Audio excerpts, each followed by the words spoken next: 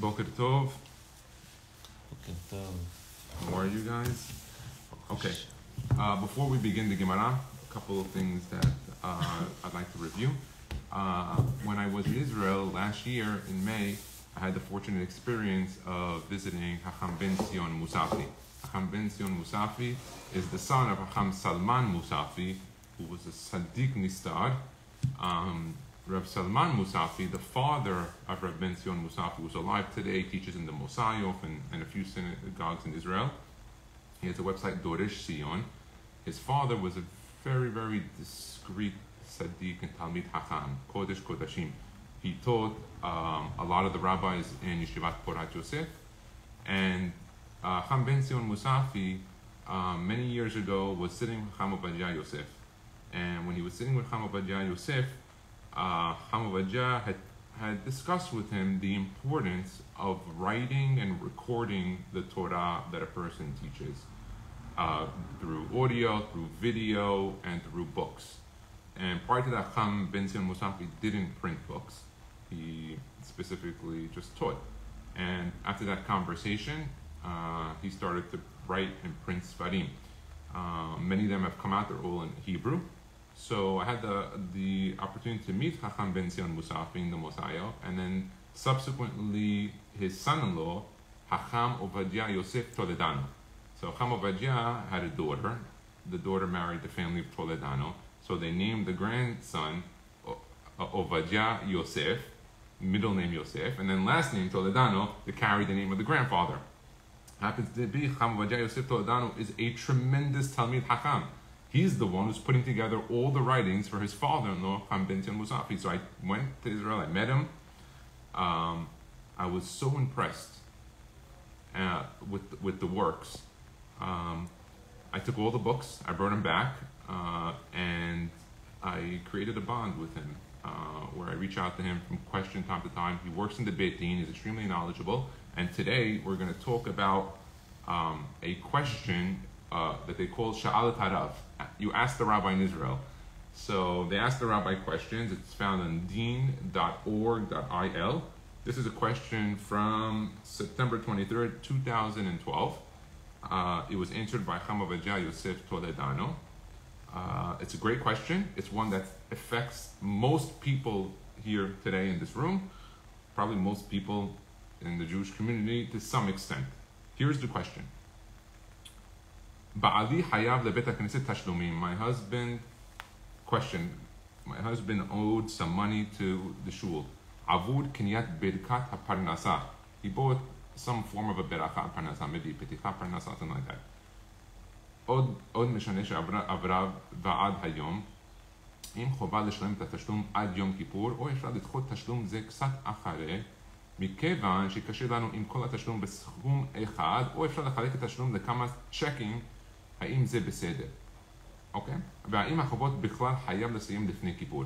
Very simple question. I'm assuming that some of these parnasa stuff were done on Rosh Hashanah, and she's asking the rabbi, on her husband, does he have to pay all these donations before Yom Kippur? A lot of times, people throughout the year go up and make donations. Sometimes people make a small donation, a 101, 201, a 501, even $1,000, $1,800. Okay, but sometimes people go up to Torah and they donate tremendous sums of money with no intention to pay right away. A lot of times people donate, I'll buy the cornerstone of the building. The guy doesn't even have the money for it. He may have a deal coming up, but he doesn't have the money yet for it. So he has no intention of even paying on time. What I mean on time is right after he made the contribution. Normally, when a person makes a contribution and neder of giving tzedakah, what's his first move? To pay it right away. It's ikar. It's a neder like many other things. Even if a person gets up there and says bili neder, which might annul it, it still comes questionable to some poskim, because you literally went up to a Torah, barabim, in front of everybody, and said you're going to go do something. I understand you threw in bili neders and all this other stuff, but you can't make a bizayon on the Torah. You can't make a bizayon on going in front of a group of 20, 30, 40 people saying, hey guys, I'm going to go buy a hechal for the shul now, and then doesn't pay it after a year, 2 years, 3 years. So she asked the question. The guy went into shul, Rosh Hashanah, he started buying up a lot of aliyot with the intention that he's going to pay it throughout the year. I sat on at least 3 boards of synagogues. I can tell you this is one of the worst behaviors, because a lot of times people make those contributions, but shuls survive on what they collect in the month of Tishrei, to the extent that sometimes payroll can't be made April, May, June, July, August at all unless they're paid. And a lot of times people make these contributions with no intention of paying it right away. Meaning the guy made a contribution, he knows I'll pay it by next year. That's what he assumed. He assumed, and I know this because every year before the holidays, I remember people would come up and pay all their balances. Great custom, as we're going to find out now. But what about the contribution you made a year ago or 7 months ago? So this is the question that was presented of her husband. Does he have to pay up everything before Yom Kippur? Shalom Rav, he answers. Nedarim v'nedavot she'adam hitchayev bahem. Nedarim, promises, or nedavot, contributions, donations, that a person became responsible for. Kol shehegia haregel she'achar hitchayevtu v'lo shilem. Every time one of the regels came up, what is the regel? You have Sukkot, Pesach, and Shavuot. I'm doing it from Tishrei. So from the month of Tishrei, you have Sukkot, Pesach, and Shavuot. 3. Every time one of the regalim came, so if you contributed from before a regel, so between Shavuot and Sukkot, a regel came. V'lo shilem, and he didn't pay what he owed from the previous regel, from Shavuot. So between Shavuot and Sukkot, areze bitel mitzvah da'aseh. He violated mitzvah da'aseh from the Torah, one of the 248 asehs. He went against it. Avru alav gimel regalim v'lo hevi. Now this guy, he skipped Sukkot, he skipped Pesach, now Shavuot came and he skipped that too. From contribution last year on Shavuot, and he still didn't pay. Now he has another problem. He's over an aseh from the Torah and a lo ta'aseh. These are deoraitas, meaning out of the 613 mitzvot, the guy has an X on 2 of them every minute of his life. There's an X and an X. Every minute, they're telling him he didn't pay. He didn't pay. He's over aseh, over lo ta'aseh. Shne'emar lo ta'achel shalemot. It says in the Torah, don't delay paying. When you say someone, you're going to pay him. Don't delay. V'lachem nahagu shelo le'achel shalem nedarim achar erev Rosh Hashanah. That's why people had a custom to pay the shalem, the nedarim, all the promises on erev Rosh Hashanah. So they would go before Rosh Hashanah even came, before God judged everybody in Rosh Hashanah. He paid off all my debts to other people. Why? This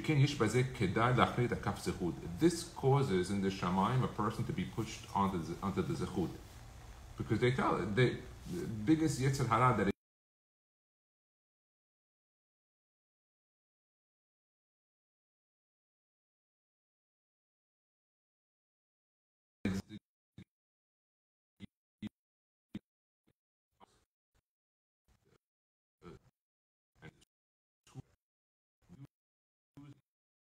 survival. But everything that's part of survival has to be with the right measure and used with as a right tool. Umeidach, kishemishalem nedarav, and when a person does pay back his contributions, that angel that he created becomes a sanegor, from the word sing. He sings the guy's praises, as opposed to becoming a prosecutor. And the malach goes up to the Shema and says, this guy, you don't believe it. He made a donation last week, he paid it on the spot. And this guy just constantly gives you praise. Look at him. He keeps his word. He's a guy who pays on time. And he goes, it's also sigula to get your prayers answered. The last thing in the Shamayim that's going to help a person is when he owes people, that not help a person is when he owes people money, not pay them. Because the people that he owes money to are also praying. They're praying, Hashem, please let this guy give me his money. So, the underdog, the one that's owed the money, he's praying, I want it. In the Shamayim, there's lo alenu, sometimes dinim, when you pay. So they always say, don't contribute if a person can't pay. Let's continue. He says, please pay your promises to the shul. Even if a guy can't pay it on time, if he gives them post-dated checks, so he tells them, here's my ACH, here's my credit card, charge it every month, just do it, it's okay. That's paying back. But if a person made it on Shavuot, right after Shavuot, and he paid it over the course of a year, but he told them, here, I'm paying you right now. Here's my first payment, second payment, 10 payments, and it's skipping the regalim. Rabbi Toledano is telling us it's okay, because the guy already is on the payment plan. He's there. He's on the pathway to finish.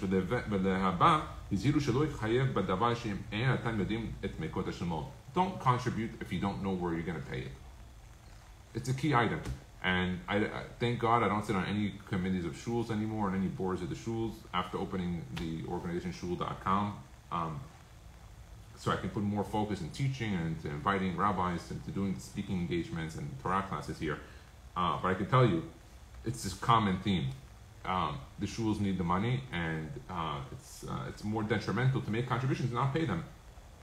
He brings in second part. Let's say you owe other people money, not the shul or not a Jewish organization, just your friend.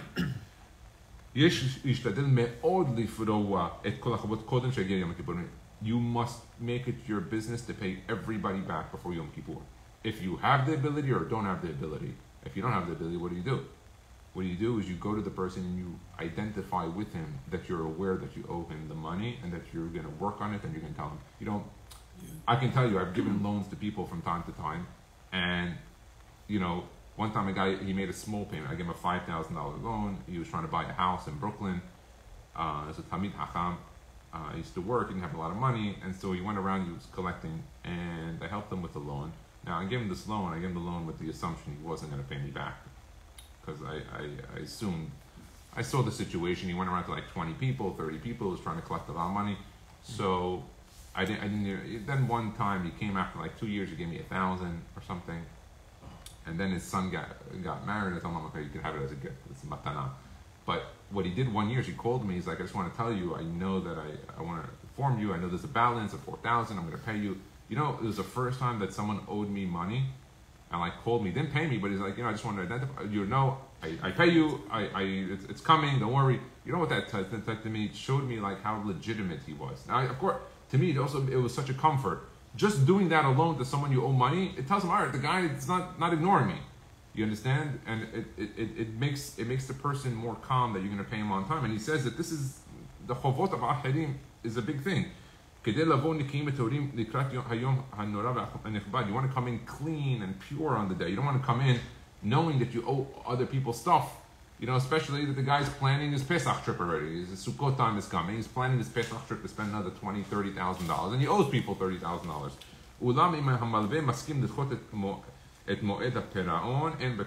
If the person that he owes the money to says it's okay, you can pay me later, we spoke about it, okay, that's fine. But if the guy tells you no, he needs the money on time, he also wants to enjoy his holiday, it's important.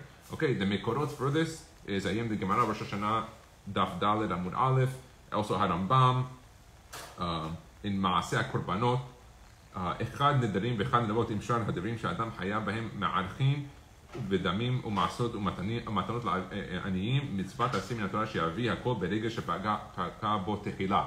That's Harambam מפורש, he's telling you to pay it by the first רגע, שנאמר ובאת שמה והבאתם שמה. כלומר בעת שתבוא לחוג תביא כל מה שאתה חייב. The Rambam says before you go and celebrate your holidays, before you come the 3 times a year, what's Harambam's reasoning? Go pay up everyone else before you come celebrate in front of God. Before you start bringing steaks and animals and bulls and lambs and goats and start grilling barbecue meat on the holiday in the Beit HaMikdash, go pay everybody else back. Don't come here and start celebrating in front of God before you pay people back.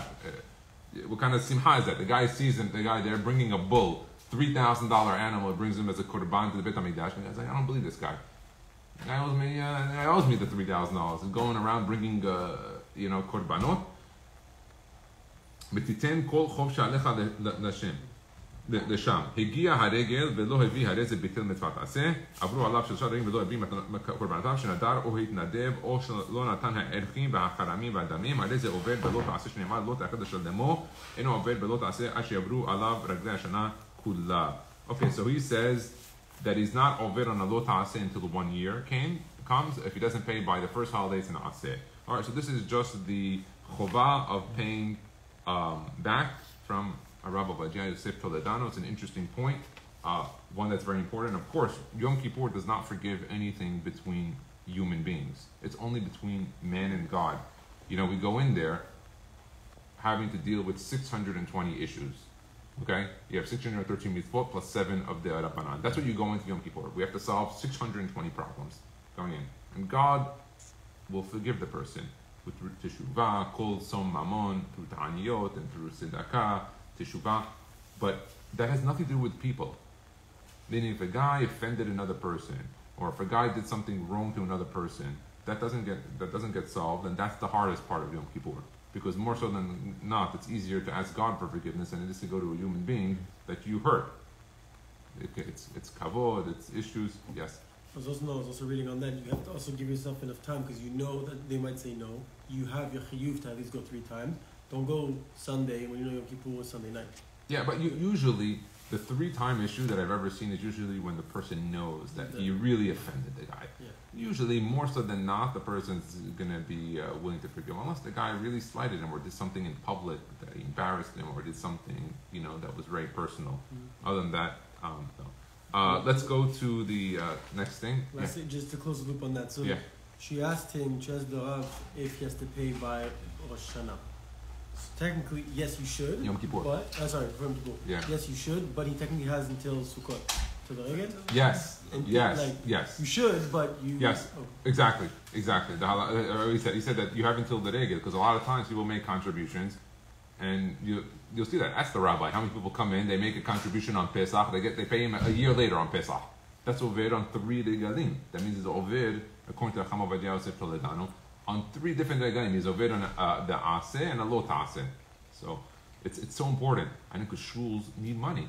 How are they going to pay for everything? If a guy walks into shul, he gives them a 101 the whole year. Who pays for all the food? Who pays for all the money, for the breakfast, for the payroll, the rabbis, electric, These are very important. Yesterday we spoke about the Gerut in Brooklyn.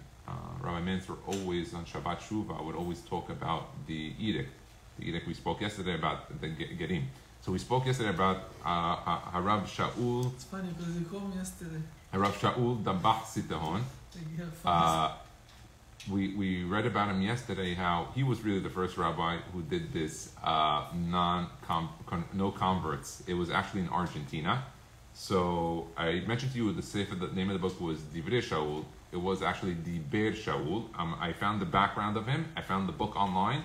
I want to quickly review it with you because it's such a monumental thing. Nobody ever did it, and people always gave credit to Rabbi Kassin in Brooklyn for being the first. It was actually Rabbi Dabbah, Rabbi Sitahon, who did it. So I felt, if we're going to talk about the edict, we might as well talk about who was the source of it. So I found online from the Jewish Encyclopedia a little background on him. So I'll read you quickly. His name was Harav Shaul David Sitahon Dabbah, or today in English, called Sutton. There's 2 families. There's Sutton and Sutton. Nothing to do with each other. They're 2 separate families. From Syria?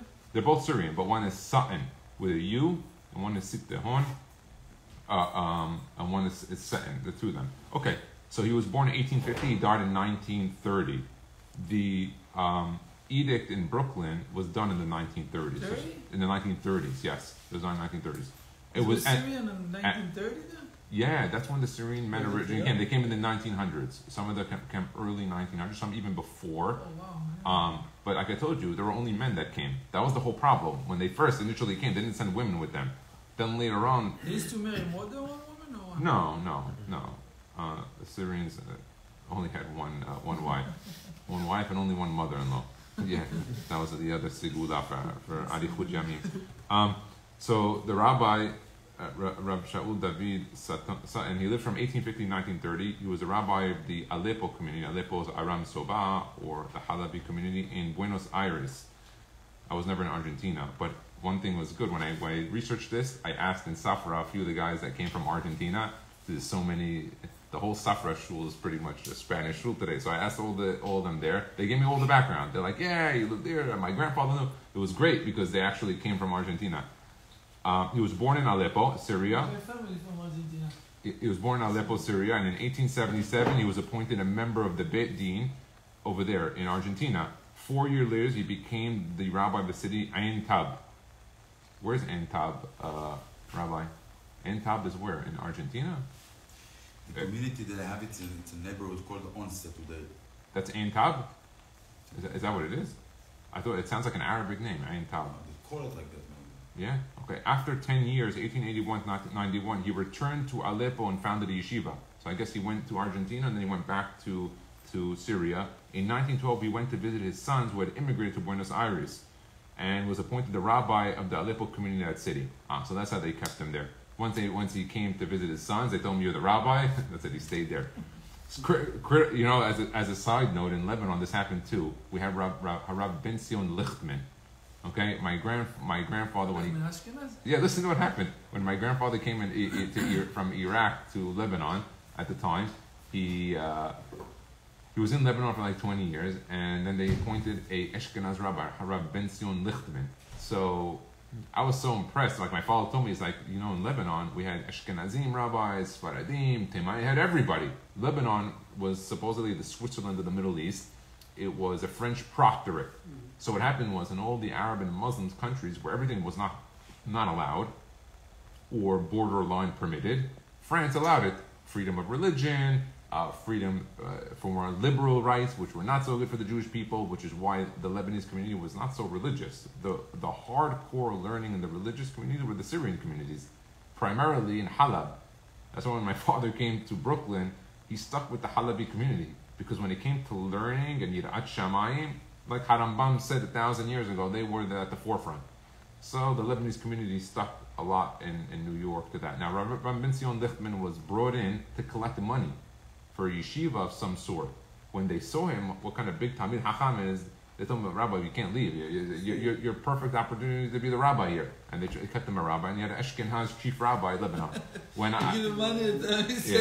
So I have a friend of mine, Israel Mizrahi. He has a store in Brooklyn on Quinton Road, Mizrahi bookstore. All old Jewish books, artifacts. And I got on Quinton Road, in Marine Park. It's like in the 20s or 30s. And so I always go to the store when I'm in Brooklyn, and I like to browse old Sfarim. I bought from him plenty of artifacts, handwritten books, things like that. He's fantastic, and he knows a lot of the stuff that I like to look for. So I tell him, whenever you get anything from Lebanon, I want it. So he got an original print of Rav Ben Sion Lichtman. He wrote Hagahot on the Ora Haim and Shulchan Aruch. So I saw it, and he said to me, "It's not only the print." He goes, "He signed the front." I opened it. I see he wrote it as someone to Brooklyn. I said, "I'll buy them." I took them all. I said, I took all the books. It's unbelievable. That was years ago, and today, there's not that many prints of the book that are around. So that happened there. Just like it happened there, they took Rav Shaul David. Rabbi Kadi? No. He's also buying Buying books. and and so here, always looking for the old stuff and handwriting. Yeah, and so here the same thing. The Rav Shaul David Sitahon Dabbah. He visited Buenos Aires. The community loved them. Big Talmid Hacham. They told him, "Okay, stay here."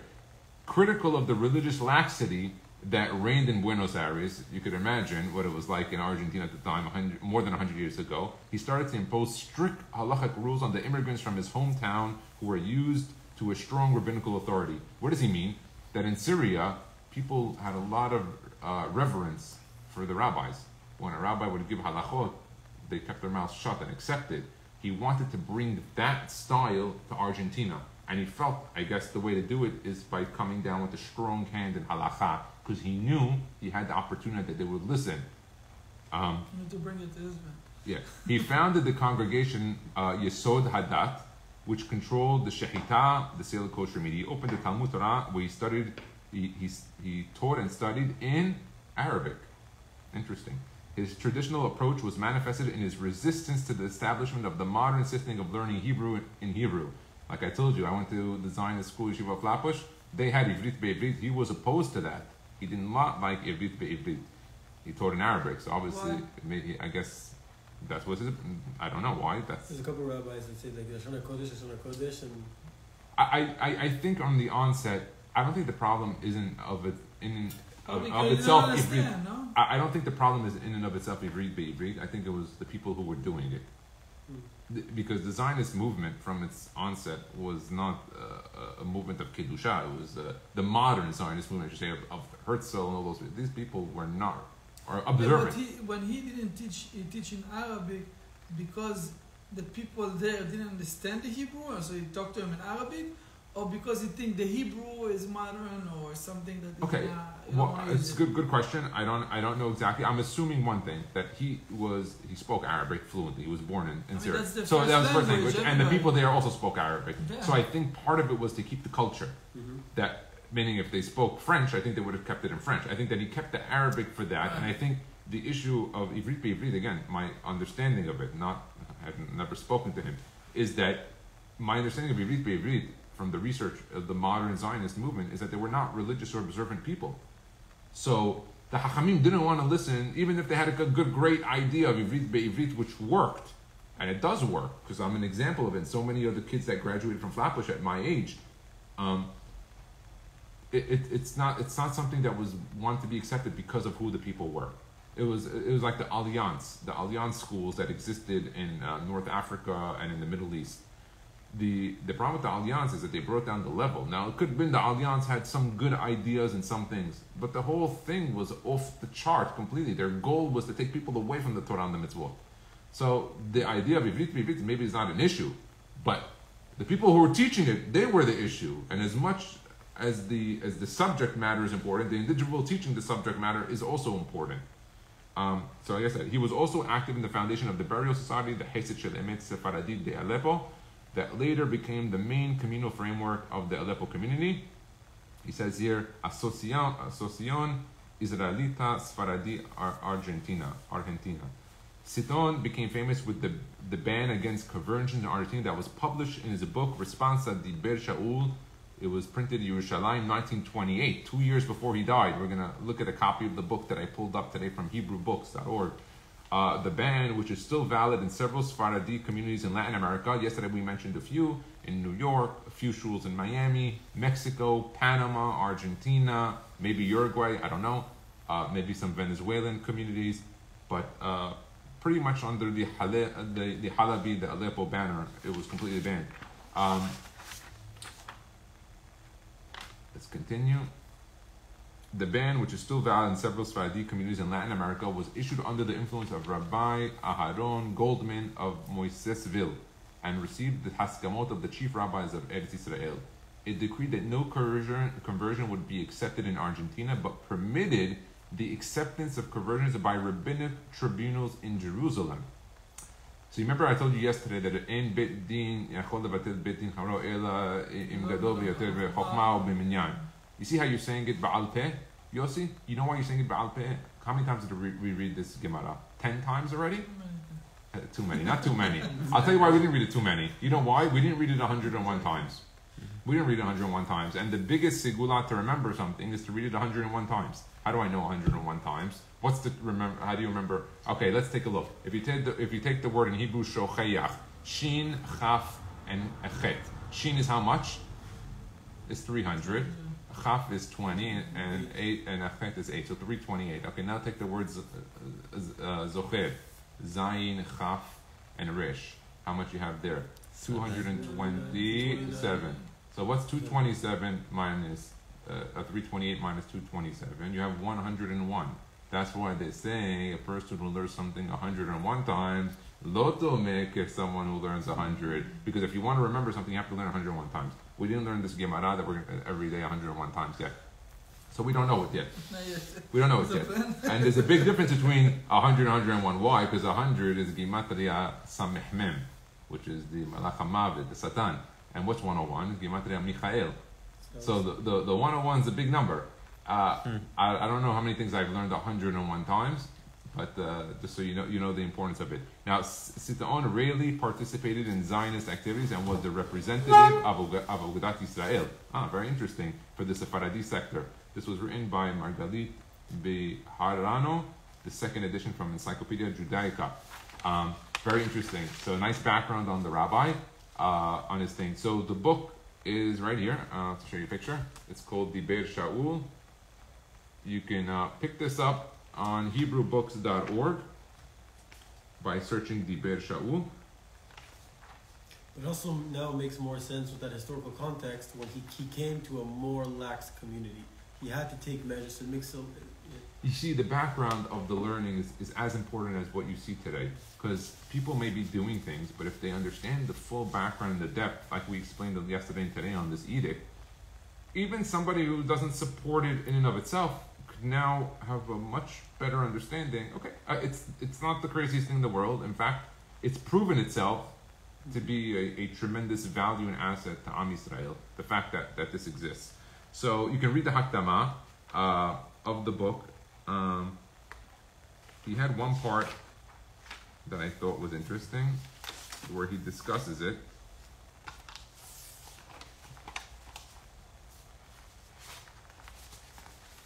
I wanted to ask that guy, you know, the convert. Yes? What do you feel? I mean, he's a black guy. Who? He came from the guy that I know. Okay. But he's real convert. He went Aliyah to Israel. He's sitting learning all day. Okay. And what? Yeshiva? No, in Brooklyn. Okay. But he used to go sometimes to the Syrian shul. Used to go to the Ashkenaz, Yemenite. He used to go everywhere. Oh, by the way, I want to tell you two important But things. I wanted to see what he feel. What Yossi, he think when he walk into a Syrian shul and everybody looking at him and Okay, don't so I can tell you from the Syrian shul something funny. A convert can come pray in the shul. There's no issue coming to pray in the shul. The issue is as follows. They're not going to give them aliyot. He can buy a house. You can buy a house and live there. That's not the issue. They're not going to give him aliyot. They're not going to count them in the minyan. They're going to count them with the minyan. Of course they count them with the minyan. Oh, I don't know. Of course they count them with the minyan. I think not counting with the minyan has another problem. I don't think the edict is a ban on counting them with the minyan. I have to ask. I gotta ask my rabbi in Brooklyn. From my understanding.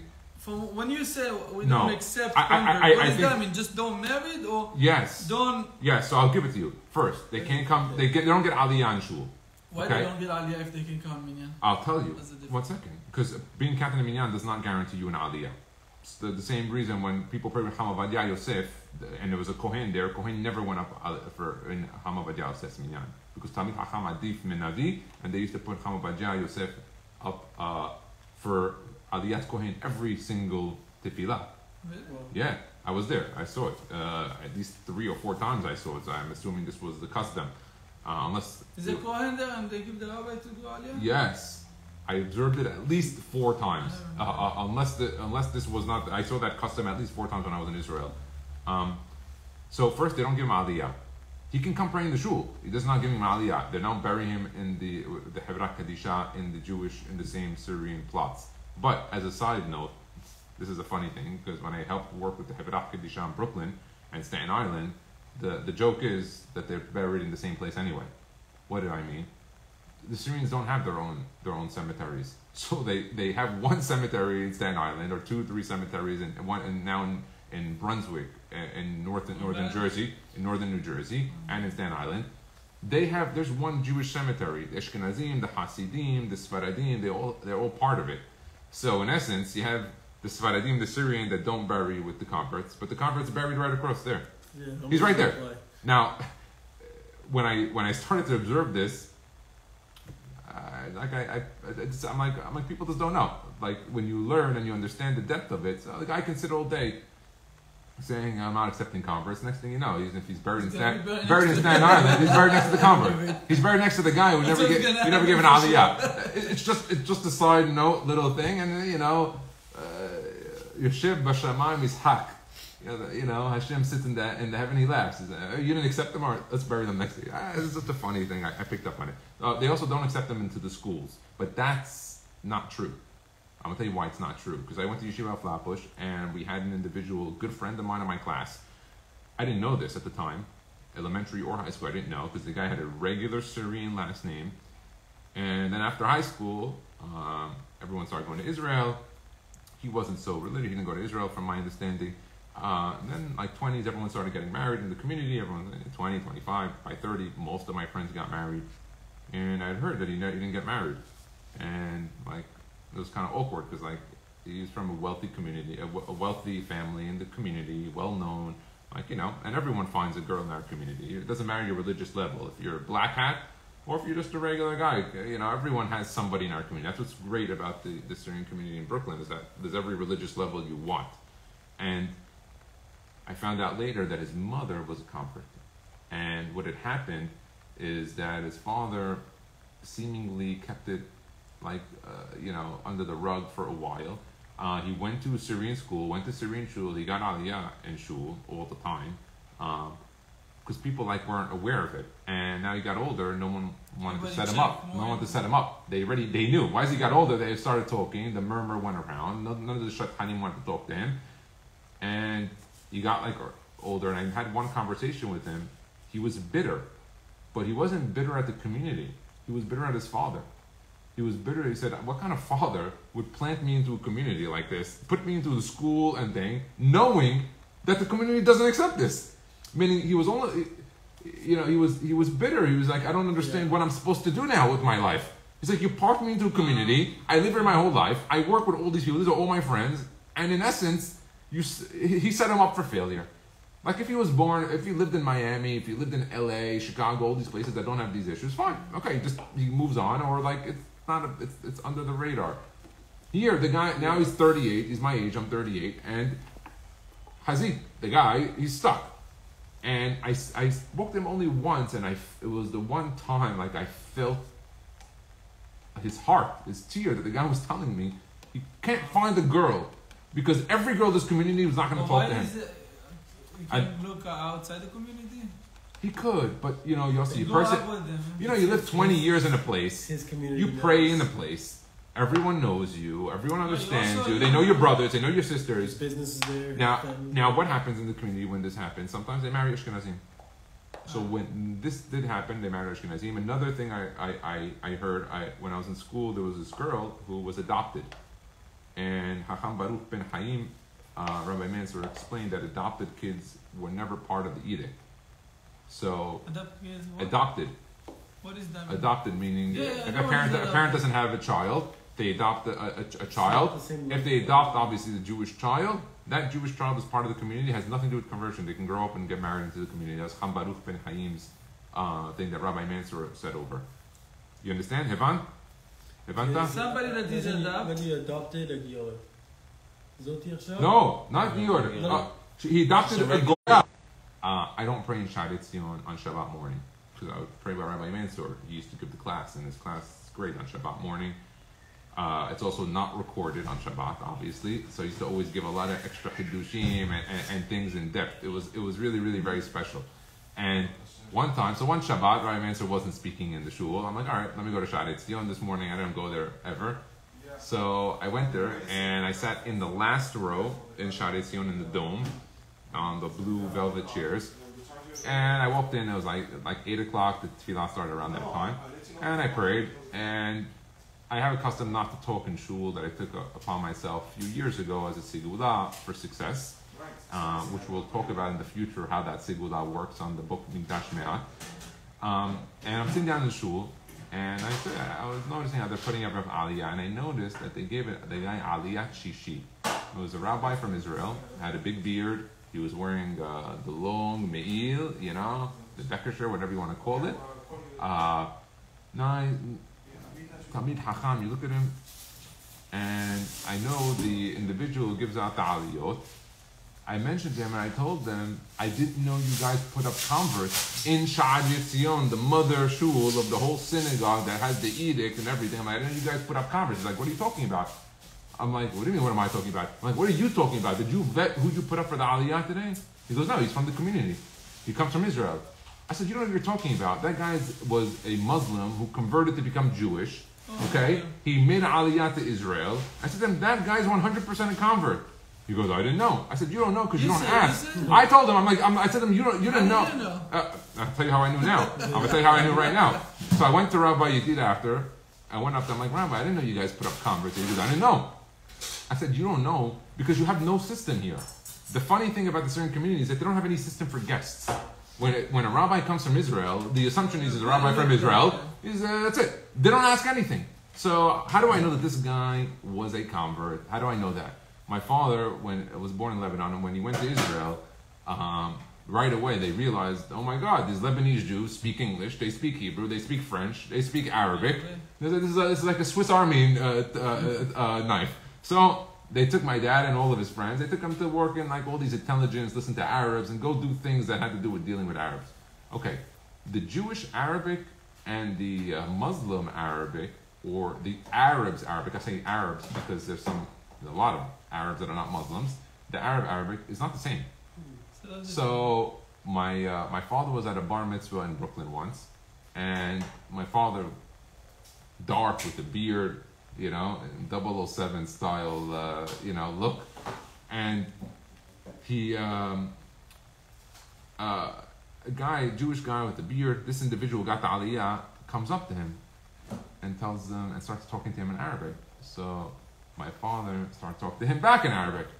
So back and forth, they start conversing in Arabic. So the guy tells him, "When did you convert?" So he said, "No, I didn't convert. I'm Jewish. I'm Lebanese." He goes, "Oh, okay." He said, "To me, convert." He said, "Yeah, he was from Egypt," and he told the story. I'm gonna tell you the story of what happened with this guy, and he converted. So my father also told me, he's like, "I'm gonna show you how you listen." He said that he didn't convert. My father told me, "I never convert. I'm Jewish." He said, so the other guy said, "Hey, he did convert." Oh, he said that. This other convert, he asked my dad about it because he saw another Arab that spoke Arabic like him, that looked a little bit similar. So he said, "Oh, we're probably from the same boat. Let's talk about it." He didn't realize that my father was 1,000 generations Jewish already from Iraq. So we found out, and my father told me, he's like, "I want you to pay attention how they speak certain words." He goes, "If you hear them speak in Arabic," he goes, "No, you'll know right away if they are Jewish Arabs born or if they think." Because we don't talk like them. That's why they tell everybody, if you go to an Arab country and you speak Arabic, don't talk. Speak in English, because they'll know right away from your Arabic that you're a Jew. It has that extra. Yeah. You can't take it out. It's there. Right. Okay. So this individual Arab, he was a convert. As he was a convert, the shul didn't have it. So currently, as of today, Shaarei Tzion and many of the shuls in Brooklyn that I've been to have no process in place. So if a guest comes in and he wears was a big case with that guy. That was another case with the guy who married a Shami girl, but that's something else. They didn't check. They didn't check. By the way, they didn't check. That was a crazy case. I'm talking. That was because that affects a lot of things. But here, I'm telling you that there's no process. Meaning, a guest that comes to the Syrian community, if he dresses with a black suit and a white shirt, and he puts a book under his thing, they don't vet them. And I'm showing you from this story that it's very important that guests are vetted in the Syrian community before they're giving aliyot.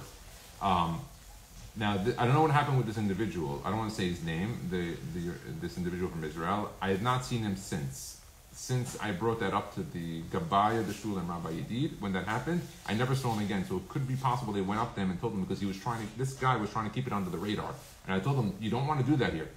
Don't hide that under the radar here, because that's not going to fly. If someone finds out, he's going to be out. What was his story? This guy happens to be a Ger Tzedek. He's a true Ger Tzedek, this individual they give him aliyah. So why to make a big deal of it? Because you can't make a big deal that you accept an edict and tell everyone we accept it and then not accept it. No, if he's a Ger Tzedek, forget about what he had. He's a Ger Doesn't matter. By the way, this is a side note. When Dabbah and Rabbi Kassin did it, they did it for Ger Tzedek. Someone who's not Ger Tzedek, they're not talking about them. Those people were not. They were only talking about Ger Tzedek that were not accepted. It's not even considered. Yeah, someone's not. They were going to consider him. No, that was never the process. Now, what was the story of this guy, this Arab guy? He was from Egypt. He said that when he was born, I think, Muslim. And when he was born, he started to research religion and he started to ask questions. And when he started to ask the imam a lot of questions, they told him, the imam told him, he said, "You're dangerous." He told him. So what do you mean I'm dangerous? I'm asking you questions about the Quran, about what we're learning. He said to me, you're dangerous. You don't understand. So he started to research Christianity. After researching Christianity, he realized that they told him kind of similar things. He started to ask specifics. How did he do this? What did he say that? The moment he started to go into details, they told him also. One of the Christian individuals that he spoke to told them, if you really want answers like you're asking, because you're not going to get it here. You have to go to the Jews and you got to study that religion. He told him. So he ended up studying the religion and he went out of his way to go and convert. He ended up getting married to a convert. I think his wife even converted with him together. They ended up having children. All of his children, Talmidei Chachamim today. They're all in Israel, learning in yeshivot, teaching Torah. So he's a ger tzedek 100%. We were not talking about that. We were just talking about the vetting but process. his kids now, let's say his kid is learning in yeshiva and is becoming a rabbi, and now you want to marry a Syrian girl. They let him marry. I guess that's a question. Does the edict apply to the first, second generation, or just? The Excellent question. So in Mexico, I found this out living here in Miami. In Mexico, I didn't know this. They accept after the third generation. No, In Mexico, what do I mean? No, Brooklyn, no. Brooklyn, no. No, but in Mexico, I heard that after, let's say, there's a convert, this grandfather, the son's not accepted. I think the grandchildren are accepted, or the great-grandchildren. I know that it's after 3 generations, could have been the 4th, or 3 generations. I know in Mexico, they started to accept them. That was what they did there. I think that's a change from the original edict, but that's what they're doing in Mexico. In Brooklyn, I have not seen that. I also don't know the answer, Yossi, to the question of a convert before the edict, which means a convert from 1800. Let's say there's a known convert in the community from the 1880s, and this was written in the 1930s. So I don't know the answer to that. Yeah, so there's 2 questions I'm going to have to ask. One of them is the older converts, and then the other question that we spoke about on getting them for a minyan. Can a convert in the Syrian shul be counted for a minyan, not for an aliyah? And then prior to the edict, what was the halakha? I'm assuming, based on the edict, that prior to the edict, a convert was a convert. So you couldn't. There was nothing before, so it's kasher. But I would have to ask to give the answer. But that's the discussion. So that's that. So that was the stuff. And then we have 1 more minute of Chafetz Chaim. And you know what's interesting, Yossi, is that when we learn Torah, we're learning Torah. Don't have any assumption that any other Torah is holier than the other, because Torah is Torah. We're talking halacha. We're talking musar. We're talking biography of Talmidei Chachamim. We have Gemariyot. Amen. We have Gemariyot, and so Torah is Torah. And I assure you, everything that you see here, I prepared the night before. So this takes hours of preparation. I don't walk in off the cuff. So what we said when we were starting the Habluta is that we want to learn at the right pace. We want to understand our stuff. What's the whole goal of this learning? Is only one thing. Havirat Shamayim is that we get closer to God. That's the purpose. So if we were just going to learn a topic and we're not getting closer to God, I don't think that's the purpose. The purpose is to get closer to God. And we're going to do that through different things. Let's go to our page a day of the concise Chafetz Chaim. Okay. So he mentions here that we were exiled from our land. Today we're in Galut. He said to me, why were we exiled from the land? And we pray every day that we're going to have redemption. We pray that God's going to save us. He goes, but why did we have this problem? Only because of Lashon Hara. He goes, so if the problem was caused by Lashon Hara, and I don't know what Lashon Hara means yet because he didn't tell me. We just started the book. So we're going to assume. He just told me that this was the cause of the problem. So if this was the cause of the problem, then we have to do whatever is necessary to fix it so that we can amend the situation. And it says, in every generation the Beit HaMikdash is not destroyed. It is as if you lived in the generation that it was destroyed. Which means you're doing the same thing that they did that caused it to be destroyed. Because otherwise God would have done it. He would have rebuilt it. And so being that the Galut is from Lashon Hara, we have to do everything in our case to fix Lashon Hara. And it's hard. It's hard. Hashem will not rest his beracha on people that speak Lashon Hara. People who speak Lashon Hara, Hashem stays away from sending them beracha. Because it's a curse in the Torah. Okay, for those who speak Lashon Hara. The damage that a person does by speaking Lashon Hara is inestimable. It's not possible for a person to understand what he does when he speaks. The way that you will understand the level of how bad Lashon Hara is, or how bad speaking improperly is, I'll tell you how I notice it. You know, on the holiday, you'll see when we do, let's say, Ya'aleh ve'yavo. If a guy misses 2 words, he said, instead of Rosh Chodesh Hazeh, he said Hag HaMatzot Hazeh. It was a Rosh Chodesh. Let's say Rosh Chodesh Heshvan. He came and he said the whole Ya'aleh ve'yavo, and he just said 2 words. Hag HaMatzot Hazeh instead of Rosh Chodesh Hazeh. Just the guy, I don't know, lost his mind for a second, and he said that. It doesn't count. He's got to go back and he's got to do it again, and he's got to fix that Rosh. That's with a tefillah. That's when you're praising God and you're saying positive things. What I noticed from that is that, for 2 words, my entire tefillah was batel, meaning the whole entire 10 minutes of my Amidah went to Genizah because I said 2 words. Yeah, when you see such a thing like that, you start to understand the level of the words. Gravity of words. And I don't know if there's a scientific experiment or tool that can measure waves and sound. But there's no doubt that we're going to see in our time some technology that's going to soon reveal that words that we say reverberate, they stay. And I spoke about a Japanese scientist in the summer in Deal about water and how he used to speak with water. We're going to talk about it in the coming weeks when we get to Noach, about the Mabul, about the power of words and water and how it affects. But because we don't really know what the value of words are, we're careless with it. But Ham Ben Sion Musafi says every human being gets a certain measure of words when they're brought down from the Shamayim. And those words are limited to divrei chol, which means a person can speak as much nonsense as he wants within the confines of those words. Speaking divrei Torah is not included. But that's why you see older people that don't talk anymore. Because they spent all their words on frivolities. And not enough on Torah, and he wasted the words. He goes, so a person's words have to be measured in everything. But when it comes to divrei Torah, you can speak as much as you want. That's why it says in the Gemara, Ma umanoto shel adam ba'olam hazeh. What should be the profession of a person in this world? Ya'aseh atzmo ke'ilim. He should make himself like he's a mute, where he hears things and he doesn't say. What is a mute? A mute can hear but doesn't speak. Someone deaf doesn't hear but could speak. And a heresh, according to the Gemara, the Mishnah, is one that doesn't hear and doesn't speak.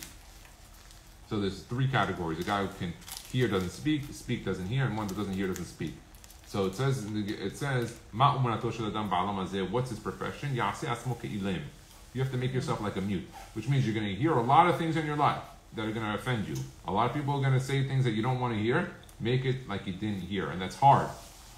And then the Gemara asks, Ya'aseh atzmo ilim lekol davar. Should you be a mute to everything? He says no. Sedek tetaberun. When it comes to the Torah, that stuff, things of life, of Torah that are beneficial to a person, that you should speak a lot of. But otherwise, don't talk all the frivolity. He mentions in the Pearls of Life on the bottom of the page on Shemirat HaLashon in the introduction, he goes that everything that we do in this world is just a process for the next world. So we're working on ourselves. And everything that we fine-tune, we're going to have a beneficial in the next world. Meaning a person who has good Sheminat Einayim, in the next world, that physical Sheminat Einayim ends up becoming a spiritual. By the way, the whole thing of looking at something and having Hana'ah is spiritual. There's a few things that we have Hana'ah in this world that are all spiritual, which a person should be very careful on. One of them is Kavod, and one of them is what a person looks at.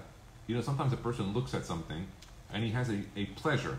You look at something, you actually feel a pleasure. That's not physical. That's a spiritual pleasure. When someone looks at something they like, let's say, for example, a beautiful flower, okay? That's not a physical pleasure. But what did you gain from looking at that? Nothing. It's not like you ate a steak and you have now in your belly a steak. He looks at something that has an attraction to him. He has a hana'ah. Hashem is saying that hana'ah, that's something. Don't think. And looking at the wrong thing and having a hana'ah is something. And it's brought down from from the Sfarim I read, is that anything that you look at has an ability to control you. Anything you look at has the ability to control you. Which is why the Mekubalim, besides never looking at women, they didn't look at animals, they didn't look at a lot of things. Because the idea was, if a person looks at something, if that thing that he looks at has an ability to affect him, to control him. To control him. So there's a lot in that. Now, what's the other thing that a person gets that is a spiritual pleasure that's not physical, and that's kavod? That's why when a person gets too much kavod for doing a mitzvah, they clean out his zechuyot for the mitzvah. Why? Because that pleasure you got was not a physical pleasure. That was a spiritual pleasure, and all the mitzvot have spiritual pleasure. That's why they always tell people is the person might one day come up to the Shamayim after 120 years, and the guy put plaques on every single donation. They're going to tell him, okay, Hazaku Baruch. Then they tell him, by the way, you're still getting kavod till now. The plaque is still there. And he's cleaning up all the kavod. That takes away from the zchuyot. Any assumption that you're going to get hana'ah in this world, especially a spiritual hana'ah, and it doesn't have a deduction over there, that's wrong. There's an action and a reaction. Are there ways to get it and keep it? Yes, for sure. We're not talking about those today. Today we're talking about the ways that a person has to be careful. So speech is one of those things. Because speech, sometimes a person speaks and he has a hana'ah. What happens if he speaks bad about someone and he has a hana'ah speaking bad? That's pleasure. That pleasure is maybe the third one that has a hana'ah for doing nothing. So we said a few. We had kavod, what you look at, and what you speak. When it comes to smell, I can't say it's nothing because we do know that smell actually are little particles of the item, so that's actually a product going in. Music, we know that there are sound waves, and sound waves is something that can be seen and measured, but at the same time, sound is also music, is something that brings a hana'ah, but you can't feel it. You can't feel it. So, smell? Huh? Smelling? We mentioned that smelling, if you you could see through microscopes that you're actually smelling little particles that are coming in. Also, when you think about looking, you could look at something in passing. When you smell something, it's usually like you took a steak, or it's like an action that led to something else. When you think also about what was the other example that we gave? We give the looking, kavod, honor. Well, if you and smell bisamin. No, so you took the bisamin to smell it. If you're just walking and you see a beautiful sunset, you think, okay, it happened to be there. I feel like the other mitzvah that we said that they smell, you're gonna do some sort of action to bring it closer to you, so like you get a little bit. Yeah. So exactly what he's saying here in essence is that spiritual hana'ah, that spiritual feeling that a person's getting from doing an avon of speaking lashon hara is in effect. And he says here the way a person uses his organs on earth is going to affect later on how they look. Meaning a person, has v'shalom, if he looked at the wrong things in this world, when he goes to olam haba, he's not going to have eyes. Has v'shalom. He's going to get there. He's going to have a physical body without the ability to see the spiritual realms. Or if a person didn't speak properly, then he might not have lips, or some other. Or if a person didn't biktusha, he protected his eyes, he protected his lips. Then in the next world, they're going to be enhanced. You understand? That's this world is the like I said, it's the prosdor for the teraklim. It's the process. We're in the whole way to get there. And so that's how he ends today's Shemirat HaLashon day 2. Let's go to the Gemara. 5 minutes. Okay. We are at the words Kede'amad Rav Shmuel Bar Yitzhak. Okay? Yossi, can you read? Kede'amad Rav Shmuel Bar Yitzhak.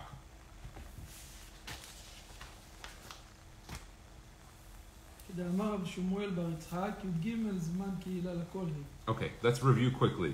What was the issue? The Gemara says we need to prove that we can have extra days. So we had Zmanam, Zmanehem, 2. Then the Gemara said, okay, 2. We have 2 for 14, 15. We have 2 for 12 and 13. What about 11? So he said, no. Don't take 12 and 13 as the extra 2 days. Plus the 14, 15, make it 11 and 12, because 13 was Man Kehillah, it was the day of the battle, it was the day that we fast Tani Tested. We fast Tani Tested not because Tani Tested, because she fasted that day. She fasted 3 days, Sumu Alai Shloshet Yamim, that was in Nisan, in Pesach. We fast that day because that was the day that we went to battle, that we fought the enemy, and when we fought enemies, the time of the Nevi'im, and prior to that they fasted. We know that also from the time of Yehoshua bin Nun, that also the Navi told them, to fast that day, and then he went out, he was with his sword, and he took the sword into some honey, and he tasted the honey, and then Navi... Why not celebrate on the 13th rather than the 14th when we actually won on the 13th? Very good. Great question. Rabbi Mansour explains this really well. He says that our holidays, we relive holidays. What do I mean? Is that we don't celebrate, if we won a battle on a day, we don't celebrate that day with a party. We celebrate by reliving the day, by fasting just like they did. Now, obviously, we're not going around killing people or hunting people because there's no battle. Baruch Hashem, we don't have to fight that. But we relive as much as we can. So what did they do on that day? They fasted, relive it. What did they do? They prayed extra tefillot, ta'aniyot. You do the same thing. And Pesach, what do we do? How do we commemorate Pesach? We ate what our forefathers ate. They ate matzah, you ate matzah. Didn't eat bread? Don't eat bread. They celebrated as royalty on the first night. You do the same. We relive holidays. That's why Sukkot, coming up, we're going to build a sukkah. There's a whole mahloket. Did we actually, was a Sukkot for the Ananei HaKavod? Because they were the clouds of glory on all sides. That's one opinion. The other opinion is that actually they were in the desert. That's what they traveled and lived in. Meaning they were on the move for 40 years. So when they went from place to place, they had Sukkot. So they had a sukkah, and when they picked up, they moved another sukkah. So this mahalakot. So we relive all the mitzvot. Okay, so celebrate the next day, basically. So the Gemara says, "Yirgem zaman kila lakol hi velo tzarich nerabuy hachanami yirgem zaman kila lakol hi nerabuy." Okay, so the Gemara is telling us that we don't need the extra day because we can use the 13 because it was actually part of Purim, and then you have 11 and 12 and 14 and 15. Okay, let's continue. Ve'emad shitzad v'shivsad. Read, Yossi. Okay. Okay, so the Gemara says, what is it saying? Why don't you just tell me 14, 15, add 16, 17? Why did you go backwards? 13 I got. 13 I accept. We like what Rabbi Shmuel Bar Yitzhak says. We like it. Okay, it's good. 13 is acceptable. 14, 15 I know. But why don't you just give me 2 more days? Zmanam zmaneim as the 16 and 17. But it's because it says velo ya'avor ketib. Where does it say velo ya'avor? You can go after. Yeah, but where does it say that? So I guess velo ya'avor liyot osim. It's in Esther pasuk tet kaf zayin. It says ki yemu v'kibbelu haYehudim v'alehem v'azaham v'al kol hanilvim alehem velo ya'avor liyot osim et shnei hayamim ha'ele kechtavam et zmanam v'chol shana v'shana. So in the same pasuk that says you can't go past the 2 days, in that same pasuk they use a word from that pasuk kizmanam as adding days. Interesting. In the pasuk that says you can't add days, velo ya'avor, they end up learning a word that you do add days, but they do limit it to the 15. Velo ya'avor means you can't go over, so it can't be more than 15. So that's the Gemara. Okay, let's continue. Yossi, Rav Shmuel Bar Nachmani.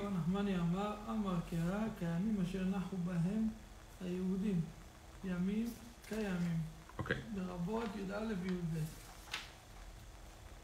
So the Gemara now is going to try to give another reason as to why we can read 11, 12, and 13. Again, 14 and 15, I already know. I'm solid in those 2 days. My question is on the other days. So Rav Shmuel Bar Nachmani says, Amar Kira. It says in the Pasuk. Okay, the Pasuk is in Esther. Megillat Esther. כימים אשר נחו בהם היהודים מאויביהם והחודש אשר נהפך להם מיגון לשמחה ומעבר ליום טוב לעשות אותם ימי משתה ושמחה ומשלוח מנות איש לרעהו ומתנות לאביונים. So it says, say yamim, but it says כימים, like the days אשר נחו בהם היהודים, that the Jews rested, just like the ימים, כימים. Now before I continue, yamim is how many days? Minimum 2. It's not 1, it would have been yom. So minimum 2. Yamim, kayamim. So they're saying, just like the pasuk says, kayamim, like the days, saying like means, okay, the existing like are 2, and like them is 2 and 2 is 2, it's 4 plus the 13. And you're good. And you have it. Yeah, I think I so understood this is, if you say it's like the days, by definition, it's not those days. So it has to be another pair of days. Very good. I like it. Very good answer. It has to be another pair of days. So you you need 2 days. Because you already have yamin. So the kayamin cannot be the same. Those days, kayamin. Okay. And then it says here, the Gemara says lerabot yud aleph v'yud bet.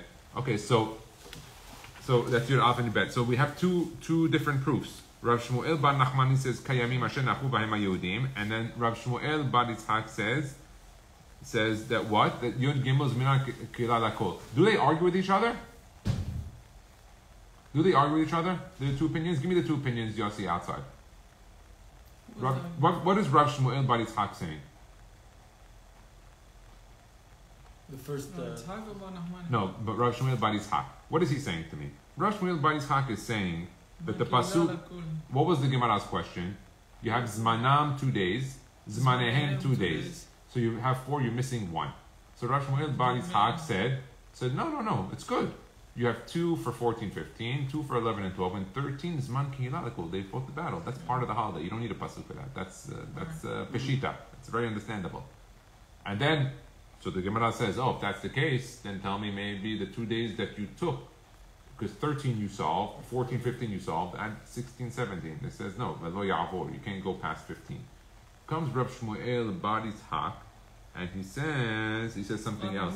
He says the 2 days that I have, the extra days, is not from zmanahim, zmanam, all that stuff. Okay. It's kayamim. So my question is, does Rav Shmuel Bar Nachmani agree with Rav Shmuel Bar Yitzchak? In part because he solves the fact that you need 2 extra days, but he doesn't solve what 2 extra days. So it seems that Rav Shmuel Bar Nachmani agrees. Yeah. He agrees with zmanam being 14, 15. Okay? He agrees. Does he agree? We have to understand Rav Shmuel Bar Nachmani. They agree about this, but they don't agree about the... About what? Which 2 days? But what? Other 2 days. What is he arguing? What is he arguing on, Rav Shmuel Bar Nachmani? He say he take it for kayamim. He take the 2 days. So who is he arguing on? What is he trying to tell me here? He's telling me kayamim is a new way to learn 2 extra days.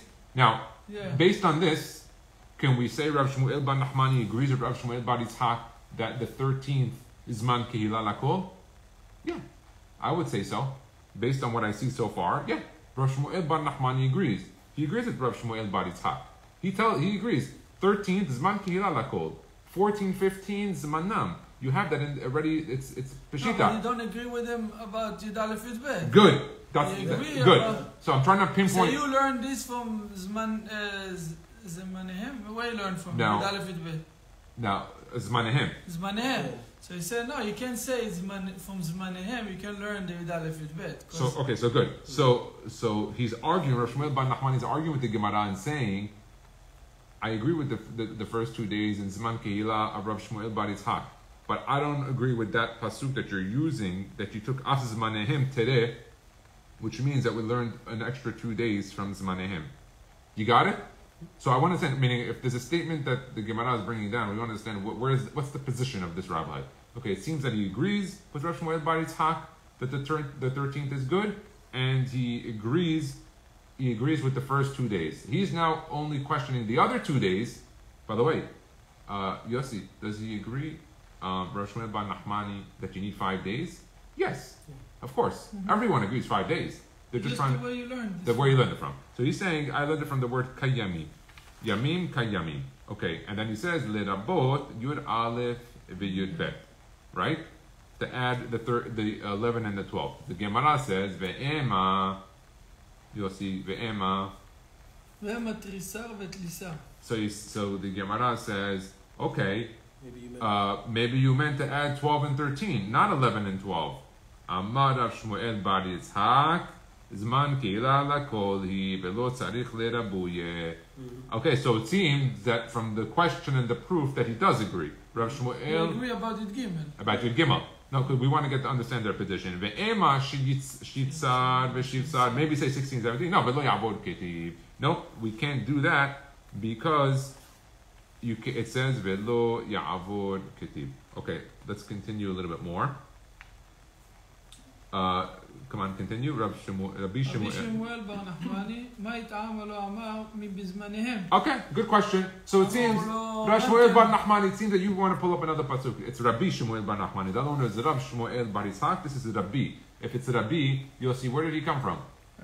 Very good, very good. So Rabbi Shmuel Bar Nachmani was from Eretz Yisrael. He said. The question is, my ta'ama. What is the reason lo amar mi bizmanehem that you didn't say from the times?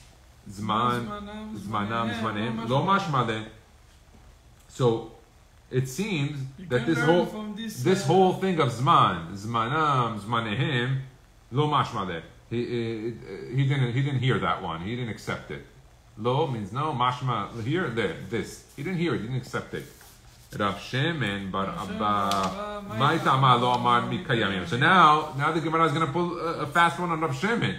Okay, Rav Shimon, why didn't you use Kayamim? I like that. It seems like Gemara likes that Kayamim. So they went back to him, Rav Shimon, about Abba. What's the reason that you didn't use those Kayamim? Amar lacha hu ledarot hu dichtiv. Okay, so he says that it says ledarot hu dichtiv. Let's look at the pasuk.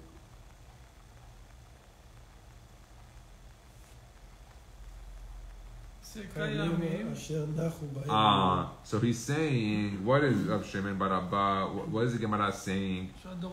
The Gemara is answering, those Kayamim, we're not talking about additional days that you can read, but rather Hahu the Dorot hu dichtiv. The same way that they did Mishteh v'Simcha v'Nachu b'Ayim Ele, also Kayamim, that those Kayamim asher nachu b'hem haYehudim was not talking about adding days, but rather that in the future Kayamim, like those days, they will redo them. We will continue Be'ezrat Hashem on Sunday. Baruch Adonai Le'olam. Amen ve'amen. אולי נעשה בשבת? On Shabbat, we will do it. What time is Mincha on Shabbat?